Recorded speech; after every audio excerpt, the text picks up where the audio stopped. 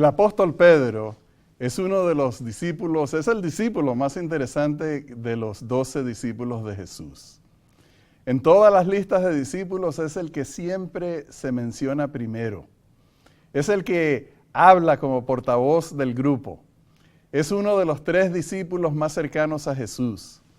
Es aquel discípulo que le pidió a Jesús andar sobre el agua y luego se estaba hundiendo. Es el discípulo que confesó por primera vez que Jesús era el Mesías prometido de Dios. Pero también es el discípulo que le prometió a Cristo con toda sinceridad que nunca lo abandonaría y solo pocos minutos después estaba negando a Cristo, estaba diciéndole a la gente que no era seguidor de él. El Evangelio, los evangelios relatan la vida de Pedro y no esconden sus defectos. Hablan acerca de sus virtudes, pero también nos señalan sus defectos. Y eso es extraordinario porque eso nos ayuda a ver la respuesta de Cristo a un personaje que era tan inestable y a veces dado a fallar en forma grande. Y eso le permitió a él mostrarnos a nosotros la capacidad de amor, de perdón y de gracia que tiene Dios hacia el ser humano. Este trimestre, en esta serie de estudios, vamos a estudiar la teología de Pedro, y es importante porque es un hombre que conoció el amor y la gracia de Dios. Hola, apreciado hermano, ¿cómo estás? Muy contento de estar contigo, Rafael. Igualmente. Me encanta esa característica que hablas de que de Pedro se dice lo bueno y lo malo. Añado que no solamente de Pedro la Biblia habla lo bueno y lo malo, es algo interesante y único de este libro. La Santa Escritura, la palabra de Dios, nos dice lo bueno y lo malo de todos los personajes que están en ella.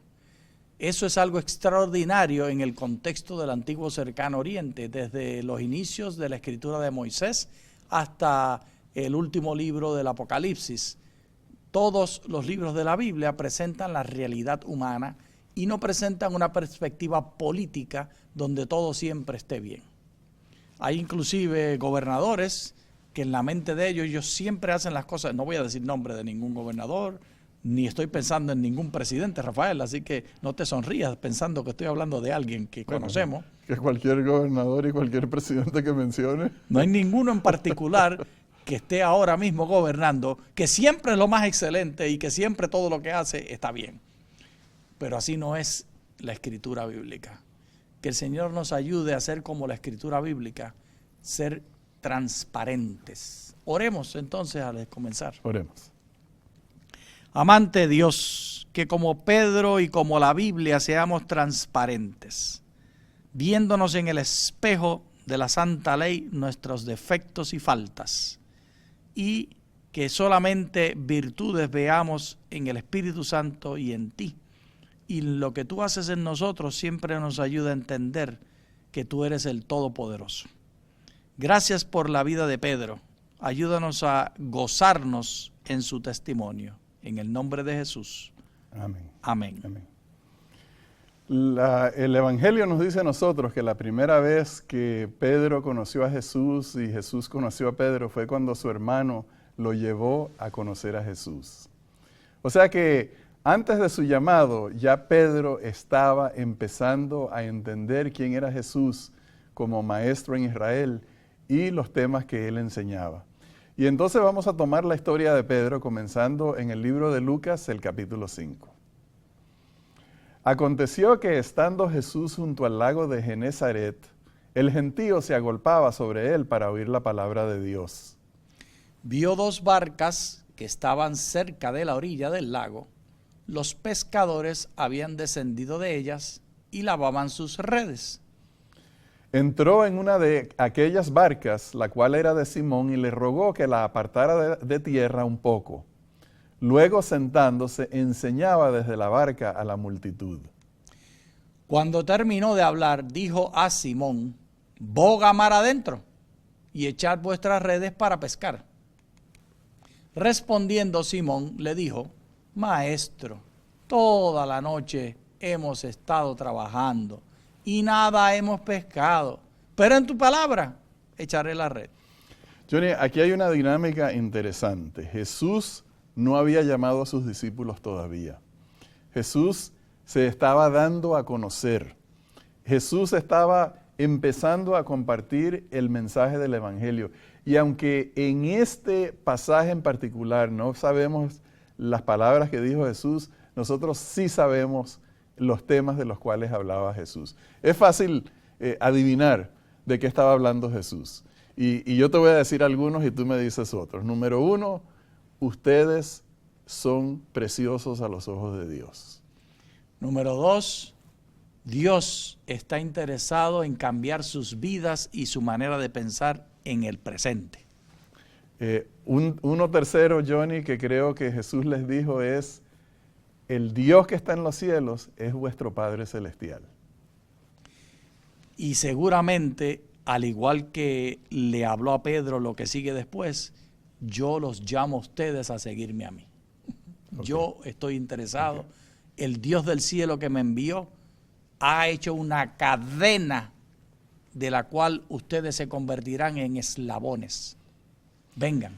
Entonces, Johnny, hay que empezar a leer entre líneas aquí, porque este mensaje que Jesús daba a la multitud, y estas eran personas a la orilla del lago, esto no era en el palacio, no era en la ciudad, esto era donde estaba la gente trabajadora, la gente que no era de importancia o de poder y autoridad en la sociedad. Estas eran personas simples, y Jesús hacía un impacto sobre ellos que los dejaba asombrados. Correcto. Los hacía sentir bien. Y hablaba con poder. En otro lugar nos dice, ninguno nos ha hablado como este, que habla con poder. Sí, con esa autoridad, ¿verdad? Que traía a Dios y los ponía en sus corazones. Pintaba un carácter de Dios mucho más amable y que los aceptaba. Y entonces tenemos que hablar de Pedro. Pedro estaba allí observando todo. Ahora, sabemos que Pedro había estado trabajando toda la noche, estaban lavando sus redes y ustedes se pueden imaginar qué quería hacer él. Jesús escogió a propósito la barca de Pedro. Eso no fue coincidencia, eso no fue al azar. Jesús no quería que Pedro se fuera a su casa y se perdiera las palabras de Jesús. Pedro escuchó con asombro. Pedro tenía un corazón que respondía al llamado del Espíritu Santo.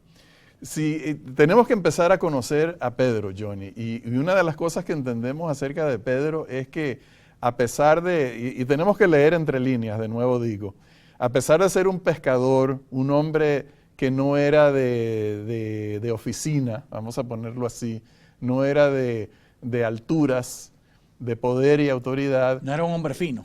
Correcto, a eso iba yo, que no era un hombre fino, sino que era un pescador, un trabajador, y nos podemos imaginar lo que era, pero por dentro había un ser sensible al mensaje de Dios. Y cuando él escuchó eso, su corazón se emocionó. Así como los discípulos en el camino a Emaús, también el corazón de Pedro ardió dentro de él escuchando esas palabras.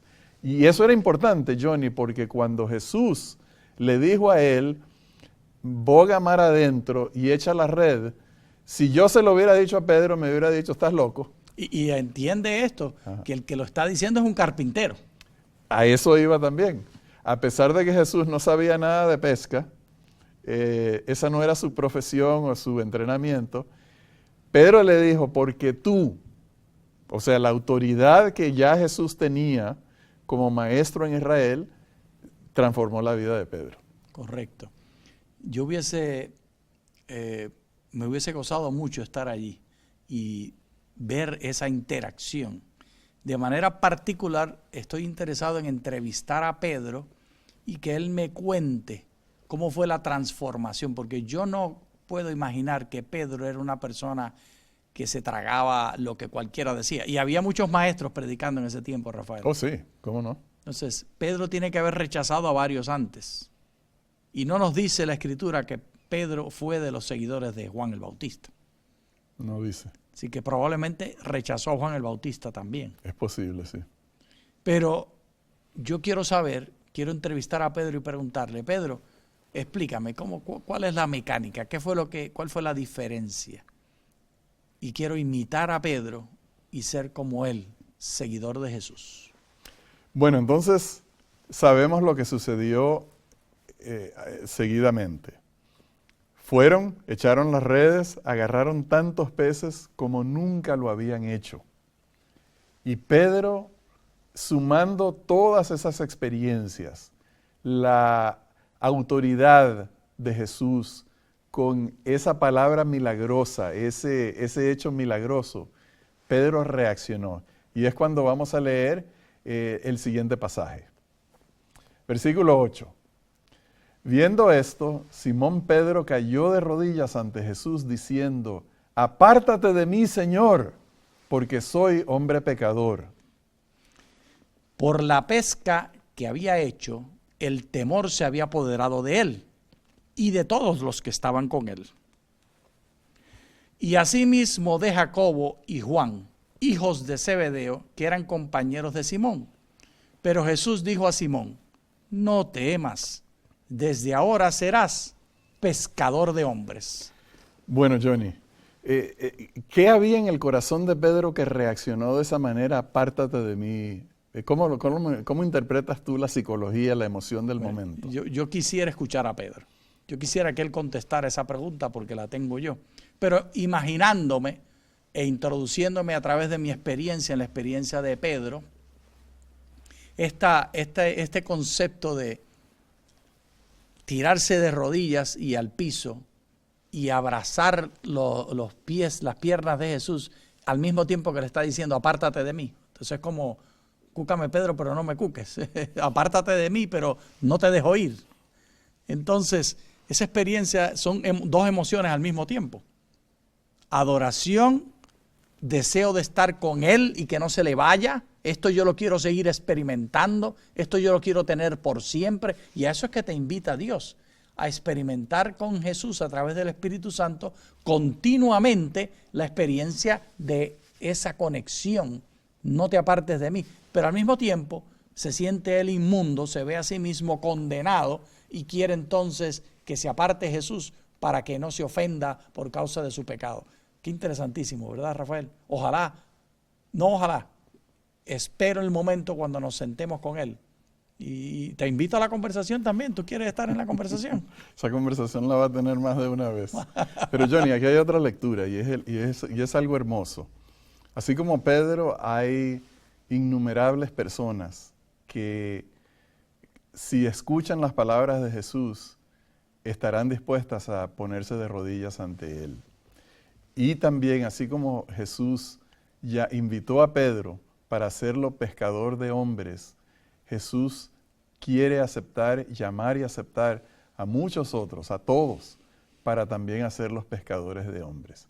Y entonces está el punto en que nosotros tenemos que ser colaboradores con Jesús para compartir las palabras, las enseñanzas de Cristo, su amor y su mensaje, para que otros también puedan venir, como Pedro, a los pies de Jesús. Amén. Ahora vamos a la siguiente historia en la vida de Pedro, que está en Mateo capítulo 16. Al llegar Jesús a la región de Cesarea de Filipo, preguntó a sus discípulos diciendo, ¿quién dicen los hombres que es el Hijo del Hombre? Ellos dijeron, unos Juan el Bautista, otros Elías y otros Jeremías o alguno de los profetas. Él les preguntó, ¿y vosotros quién decís que soy yo? Respondiendo Simón Pedro dijo, tú eres el Cristo, el Hijo del Dios viviente. Entonces le respondió Jesús, bienaventurado eres Simón, hijo de Jonás, porque no te lo reveló carne ni sangre, sino mi Padre que está en los cielos. Johnny, este pasaje hay que entenderlo en su contexto. Leyendo los capítulos anteriores y especialmente la primera parte del capítulo 16, encontramos que Jesús está discutiendo con los fariseos Y luego le dice a los discípulos, guardaos de la levadura de los fariseos. Y ellos, que estaban siempre como ciegos y no entendían nada, pensaban que Jesús se refería a la comida que ellos tenían, que no se fuera a contaminar con la levadura de los fariseos. Y Jesús les dice, pero señores, ustedes no entienden, ustedes vieron cómo alimentamos a 5,000 y a 4,000 personas. Tienen que entender. Y entonces Él va a hacer un chequeo de su entendimiento de quién es Él. Y cuando les pregunta lo que leímos aquí. Johnny, si ellos no podían comprender lo de la levadura de los fariseos, era un peligro que no entendieran quién era Jesús. Lo que dijo Pedro es sensacional. ¿Qué significaba para la misión de Cristo lo que había dicho Pedro? Bueno, esta pregunta, Rafael, la contesto a 2 niveles. Primero, Jesús, hemos de recordar, era un ser humano. Y como ser humano, estaba sujeto a pasiones semejantes a las nuestras. Y esto quiere decir que ante el rechazo continuo de los dirigentes, inclusive, Rafael, de su propia familia, que vinieron para llevárselo de vuelta a la casa, sí, como está registrado en los evangelios, Jesús, como humano, tenía dolor en su corazón. Y tal como el dolor que lo llevó a orar, aparta de mí esta copa, pero que no se haga mi voluntad sino la tuya, Jesús en este momento también, estoy seguro, no me cabe duda, tenía duda en su corazón. ¿Y yo para qué estoy aquí si ninguna de esta gente me acepta? Y estos que me están siguiendo y que son mis discípulos no entienden cómo se está sintiendo. Entonces la alegría que le tiene que haber dado cuando Pedro habló. Y me imagino que el Espíritu Santo les reveló es que el Padre se lo dejó saber. Y entonces Jesús se sintió todavía más animado, que el Padre tenía sus ojos puestos en él, que el Espíritu Santo estaba al lado suyo y que los discípulos iban a comprender en algún momento. Ahora, el segundo nivel, el nivel teológico. En el nivel teológico, esto es importantísimo, porque ya Jesús no es carpintero, no es rabí, ahora es Mesías, ahora es el Cristo. Y ahora entonces se convierte en el que todas las profecías se van a cumplir. Sí, porque inmediatamente empezó a relatarles eso. Correcto. Sí. Empezó a relatarles, o sea, cuando Jesús se convierte en el Mesías por la declaración de Pedro y la aceptación de los demás, entonces ya comienza otro episodio cuando Jesús empieza a decirles que Él iba a padecer, iba a morir, que es cuando viene la otra parte que se discute mucho de este pasaje, cuando Pedro le dice, Señor, ninguna de estas cosas te acontezca, que Jesús le dice, apártate de mí, Satanás. O sea que continuaba porque todo eso era parte de un currículum de educación para los discípulos entender la persona de Cristo para que cuando estuvieran solos pudieran hacer la predicación correcta. Correcto. Así que entonces Pedro aquí, en este pasaje, se convierte por la declaración de Jesús que le iba a entregar las llaves del reino y iba a fundar la iglesia, no sobre él, pero sobre lo que había declarado Pedro, se convierte en el líder de los discípulos oficialmente y Jesús nos dice a nosotros que Él está dispuesto a trabajar con nosotros a pesar de nuestras debilidades. Porque Jesús sabía con quién estaba trabajando. Pedro no era una roca de fortaleza. Pedro era una piedrita que necesitaba el poder y el apoyo de Dios porque iba a tambalearse, a tropezarse mucho. Pero tenemos que avanzar a la siguiente historia, también muy conocida, en Mateo capítulo 14. Pero a la cuarta vigilia de la noche Jesús fue a ellos andando sobre el mar. Los discípulos, viéndolo andar sobre el mar, se turbaron, diciendo, ¡un fantasma! Y gritaron de miedo. Pero enseguida Jesús les habló diciendo, tened ánimo, soy yo, no temáis. Entonces le respondió Pedro y dijo, Señor, si eres tú, manda que yo vaya a ti sobre las aguas. Y Jesús le dijo, ven. Y descendiendo Pedro de la barca, andaba sobre las aguas para ir a Jesús. Pero al ver el fuerte viento, tuvo miedo y comenzó a hundirse. Entonces gritó, Señor, sálvame. Al momento Jesús, extendiendo la mano, le sostuvo y le dijo, hombre de poca fe, ¿por qué dudaste? Johnny, uno tiene que, uno simpatiza con Pedro. Sí, sí, sí. Nadie se atrevió a decirle a Jesús, Señor, si eres tú, manda que yo ande sobre las aguas. ¿Cuántas veces nosotros hemos tenido pensamientos, ideas así, voy a llamarlas alocadas, y uno entonces se cohíbe y dice, no hagas eso. Pero Pedro nos representa a todos los que tenemos esas salidas así. Jesús tenía mucho que enseñarles y esto se convirtió en una oportunidad de enseñanza, porque el ministerio de Jesús era un currículum de enseñanza. Fíjate tú, Jesús les tenía que demostrar a ellos el amor de Dios. Predicó sobre eso. Tenía que demostrarles a ellos que Dios, el Eterno, es Padre Celestial, es Abba Padre. Y que tengan relación. Correcto. Jesús tenía que demostrarles a ellos que Él podía perdonar pecados, y lo hizo. Que Él podía calmar la tempestad, que podía resucitar a los muertos, que podía alimentar multitudes y sanar a personas con enfermedades y hasta caminar sobre el agua. De manera de que ellos entendieran que Dios es todopoderoso.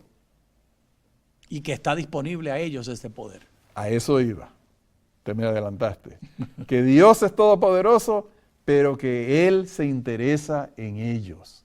¡Qué mensaje tan poderoso! Amén. ¿Qué crees tú que aprendió Pedro en esa experiencia de hundirse?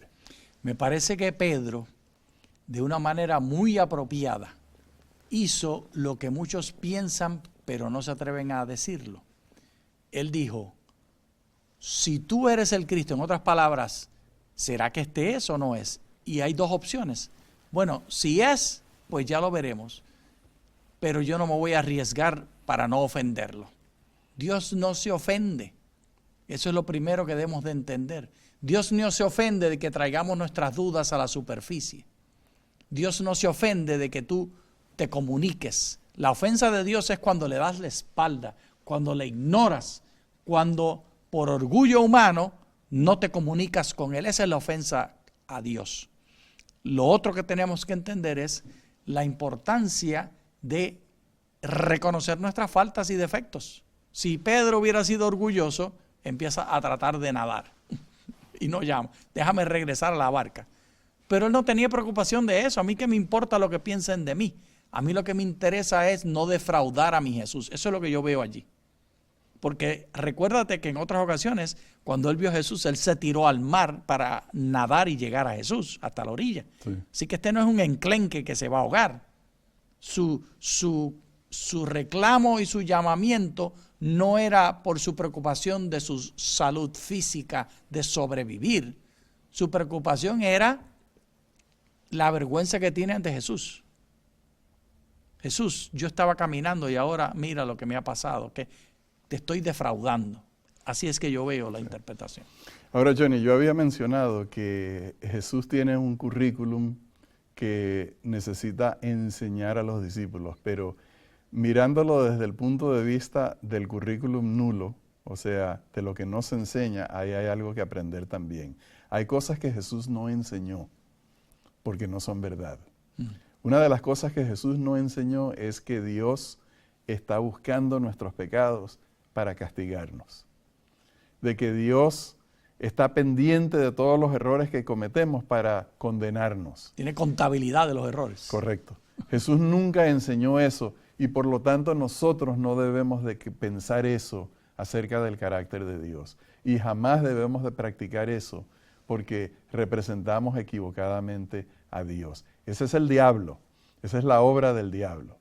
Y Jesús finalmente dejó que Pedro se hundiera. Sí. Para enseñarle que aunque tú te hundes en tu fe imperfecta, en tus pecados, yo te puedo rescatar. Y apareció allí al ladito de una vez. ¿Sería que sí, ya estaba cerquita Pedro? Pues yo creo que sí. Sí. Bueno, ahora tenemos que ir a nuestro último pasaje que está en Lucas capítulo 22.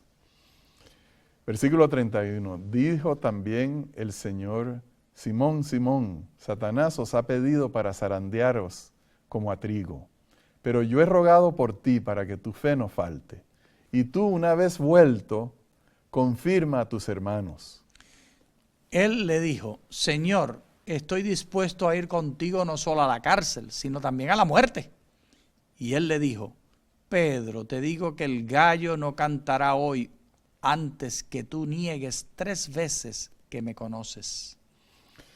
Qué palabras tan tristes. Sí, sí. Eso, pero qué bonita la forma como comienza, porque es cierto, Jesús sabía acerca de el fracaso que iba a tener Pedro, que lo iba a negar. Sin embargo, comenzó diciéndole, Pedro, he orado por ti para que tu fe no falte. Jesús se interesa por nuestro bienestar. Amén. Jesús le demostró a Pedro: yo quiero que tú venzas, y por eso he estado orando por ti. Y también aquí este verso tiene otra dimensión más.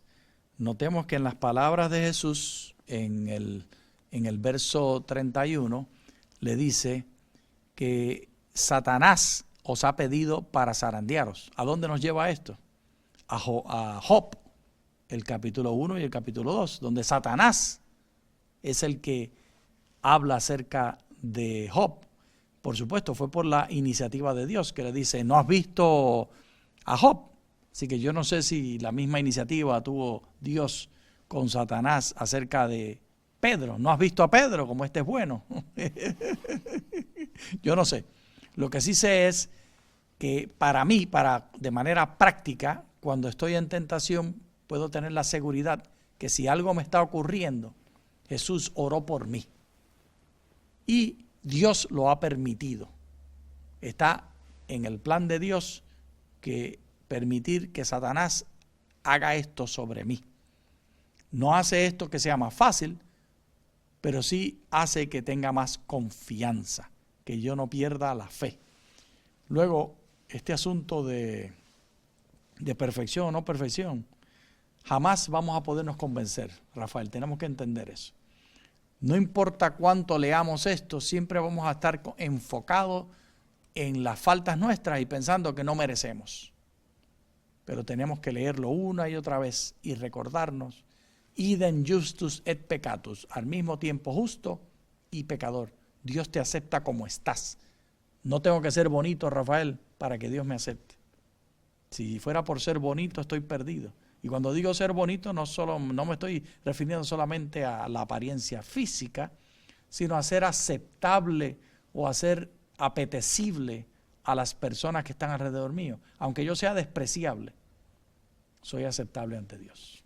Por el amor de Dios, por Amén. La gracia de Dios.